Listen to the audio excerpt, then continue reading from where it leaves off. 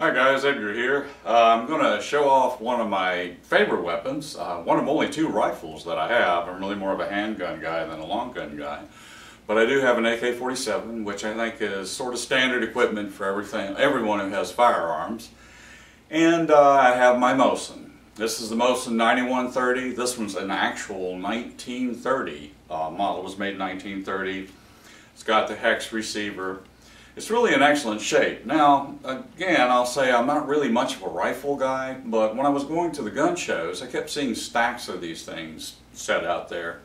And of course the price was right. When you're talking about roughly $100, I got this one for, I think, $115. And so I just had to pick them up and take a look at them. Well, the interesting thing for me is that I picked this up, I sighted down that thing, I loved the feel and the balance of it. And I'll tell you, I could almost see my German cousins charging down the barrel. So I had to have it. Well, once I got it home and I started playing with it, it's an extremely simple rifle. But they are in fact well made. I started getting into looking at the history. And the history of these rifles is, well, I think you'll have to say intriguing. It fires a big bullet. It's a 7.62x54R. It's got a big rim. That's what the R stands for, which has the punch of somewhere along the line of a 30-06.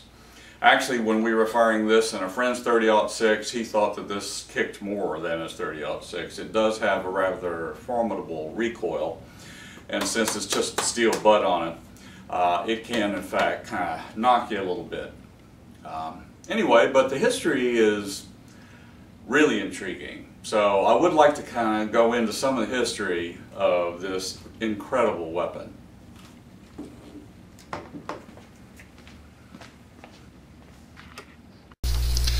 The Mosin Nagant rifle was designed in 1891 and built in nearly the same configuration for almost 60 years.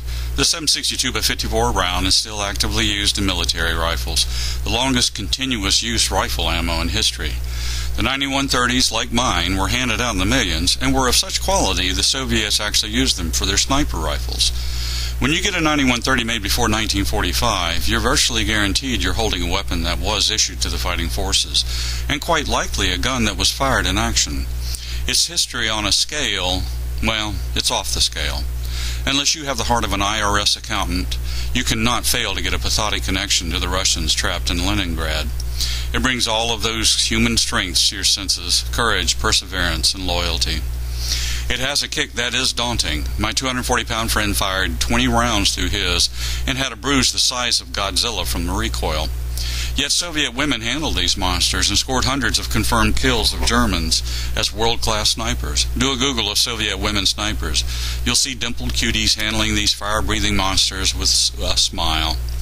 My favorite of the little commies is Rosa Shanina. A young teacher at the beginning of the war, she bowled her way into a combat unit, qualified as a sniper, and eventually was accepted into the 184th Rifle Division. Note that number, 184. The commies had a big army. She kept a detailed diary of her experiences throughout the war, leaving a rich record of what she saw and endured. Rosa was so good she scored 54 confirmed kills and captured several Germans.